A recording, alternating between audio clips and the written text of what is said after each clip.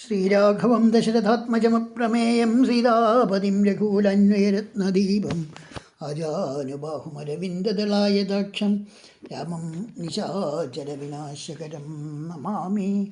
യത്ര യത്ര രഘുനാഥകീർത്തനം തത്ര തത്ര ഹൃതമസ്തകഞ്ജലിം ബാഷ്പവാരി പരിപൂർണലോചനം അരുതിം നമതരാക്ഷസാന്തകം. എല്ലാവർക്കും നമസ്കാരം. വാൽമീകി രാമായണം കിഷ്കിന്ധാകാണ്ഡത്തിലെ 35-ാം സർഗമാണ് ഇന്ന് ചർച്ച ചെയ്യാൻ ഉദ്ദേശിക്കുന്നത്. കുപിതനായ ലക്ഷ്മണൻ രാമൻ്റെ സന്ദേശം അറിയിക്കുന്നതാണ് 34-ാം സർഗത്തിൽ നമ്മൾ കേട്ടത്. ഇങ്ങനെ കുപിതനായി നിൽക്കുന്ന ലക്ഷ്മണനെ സന്തുലിപ്പിക്കുകയാണ് തര. അല്ലേ ലക്ഷ്മണ, അങ്ങ് ഇങ്ങനെയൊന്നും ഈ കപിരാജാവിനോട് പറയരുത്. അദ്ദേഹം ഇങ്ങനെ പരുഷം കേൾക്കേണ്ടവനല്ല. പ്രത്യേകിച്ചും അങ്ങയിൽ നിന്ന്. സുഗ്രീവൻ കൃതജ്ഞനോ വഞ്ചകനോ ക്രൂരനോ അസത്യവാദിയോ ഒന്നുമല്ല. മറ്റാർക്കും ചെയ്യാനാവാത്ത ഉപകാരം പോരിൽ സുഗ്രീവന് രാമൻ ചെയ്തത് അദ്ദേഹം മറന്നിട്ടില്ല.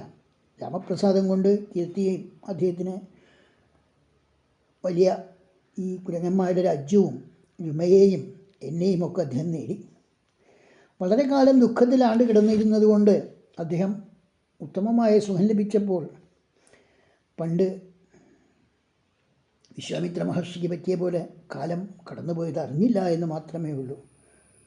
ഘൃതാജിയിൽ ആസക്തനായിട്ട് ആ വിശ്വാമിത്ര മഹർഷി 10 വർഷം ഒരു ദിവസം പോലെ കരുതി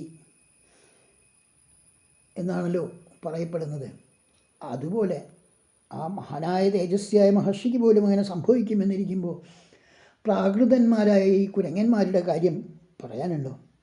കാമഭോഗങ്ങളിലൊക്കെ മുഴുകി അവനങ്ങനെ കാലം കഴിഞ്ഞു പോയത് അറിഞ്ഞു എന്നും ഇല്ല എന്നുള്ളത് മനസ്സിലാക്കിയിട്ട് രാമചന്ദ്രൻ ഇവനോട് ക്ഷമിക്കേണ്ടത് തന്നെയാണ്. കാരണം അവൻ്റെ പ്രകൃതി അതാണല്ലോ. പ്രകൃതി ചപലന്മാരാണല്ലോ വാനരന്മാരെ. അത് ഭഗവാൻ അറിയാത്തതല്ലല്ലോ. ലക്ഷ്മണ, അങ്ങയുടെ കോപത്തിനെ കുറയ്ക്കണം. ഇങ്ങനെ പ്രാകൃതമായ ഒരു മനുഷ്യനെ പോലെ അങ്ങ് കോപത്തിന് അധീനനാവരുത്. അങ്ങേപ്പോലെയുള്ള കഴിവുള്ള വ്യക്തികൾ ഇങ്ങനെ പെട്ടെന്ന് ക്ഷിപ്രകോപികളാവാൻ പാടില്ലാത്തതാണ്. ധർമ്മജ്ഞനായ അങ്ങയ്ക്ക് ഞാൻ സുഗ്രീവന് വേണ്ടി പറയുന്നത് കേൾക്കണം എന്നപേക്ഷിക്കുകയാണ്. കോപത്തിൻ്റെ ഫലമായിട്ട് ക്ഷോഭമുണ്ടാവുന്നു. അതുകൊണ്ട് പല അപകടങ്ങളും സംഭവിക്കാൻ സാധ്യതയുണ്ട്. അവയെല്ലാം ഉണ്ടാവാതിരിക്കാൻ അങ്ങ് ഞാൻ പറയുന്ന വാക്കുകൾ കേൾക്കുക. രാമന് വേണ്ടി സുഗ്രീവൻ രുമയെയോ എന്നെയോ തൻ്റെ രാജ്യത്തിനെയോ വരെ ഉപേക്ഷിക്കാൻ തയ്യാറായിട്ടുള്ളവനാണ്. രാക്ഷസാധമനായ രാവണനെ കൊന്ന് സുഗ്രീവൻ എപ്രകാരമാണോ ചന്ദ്രനോട് രോഹിണിയെ യോജിപ്പിക്കുന്നത്, അതുപോലെ രാമനോട് സീതയെ യോജിപ്പിക്കും. അതിന് 100 കോടി സഹസ്രം രാക്ഷസന്മാരാണ് ലങ്കയിലുള്ളത് എന്നാണ് ഞാൻ കേട്ടിട്ടുള്ളത്. 36 10,000-ഉം 100,000-ഉം വേറെയും രാക്ഷസന്മാരുണ്ട് എന്ന് പറയുന്നു. സീതയെ അപഹരിച്ച ആ രാവണനെ കൊല്ലാൻ കാമരൂപികളും ദുർദശരുമായ ഈ രാക്ഷസന്മാരെയൊന്നും കൊല്ലാതെ സാധിക്കില്ല ലക്ഷ്മണ. അവരെ ആർക്കും ഒറ്റയ്ക്ക് കൊല്ലാനാവില്ല, വിശേഷിച്ച് സുഗ്രീവന്. സുഗ്രീവൻ ശക്തനാണ്, പക്ഷെ രാവണൻ വളരെ ക്രൂരനായ പരാക്രമിയായ ആളാണ്. ഇതൊക്കെ അറിയാവുന്ന ആ കപീശ്വരൻ ബാലി മുമ്പ് എന്നോട് പറഞ്ഞിട്ടുണ്ട്. അത് കേട്ടിട്ട് ഞാൻ പറയുകയാണ്. ഇതൊന്നും ഞാൻ നേരിട്ട് കണ്ടതാണ് എന്ന് പറയുന്നില്ല. എങ്കിലും ആ രാക്ഷസ രാജാവ് രാവണൻ്റെ ശക്തിയെപ്പറ്റി ബാലി എന്നോട് പറഞ്ഞു തന്നിട്ടുണ്ടായിരുന്നു. അതുകൊണ്ട് ഈ രാക്ഷസന്മാരെ തോൽപ്പിക്കാൻ അത്ര എളുപ്പമല്ല എന്ന് എനിക്കറിയാം. സുഗ്രീവൻ ഓരോ ദിക്കിലേക്കുമായിട്ട് വാനരശ്രേഷ്ഠന്മാരെ അയച്ചിട്ടുണ്ട്.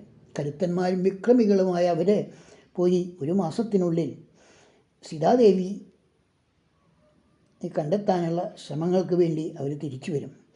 1000 കോടി കരടികളും 100 കണക്കിന് വാലുള്ള വാനരന്മാരും ഉജ്ജ്വലപ്രഭാവന്മാരായ മറ്റൊരു കോടി വാനരന്മാരും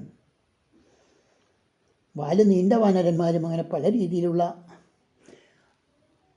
അടങ്ങുന്നതാണ് ഈ സുഗ്രീവൻ്റെ സംഘം. അങ്ങനെയുള്ള സംഘത്തിനെയാണ് അദ്ദേഹം വരുത്താൻ ഉദ്ദേശിച്ചിരിക്കുന്നത്. അവർ വന്നു കഴിഞ്ഞാൽ ഉടനെ തന്നെ ഈ സീതാന്വേഷണത്തിനായിട്ട് അവരെ അയക്കുകയും ചെയ്യും. അതുകൊണ്ട് അങ്ങ് ഈ കോപം കളയണം എന്നുള്ള താരയുടെ സാന്ത്വനം പറഞ്ഞുകൊണ്ടാണ് ഈ സർഗം ഇവിടെ അവസാനിപ്പിക്കുന്നത്. എല്ലാവർക്കും നമസ്കാരം.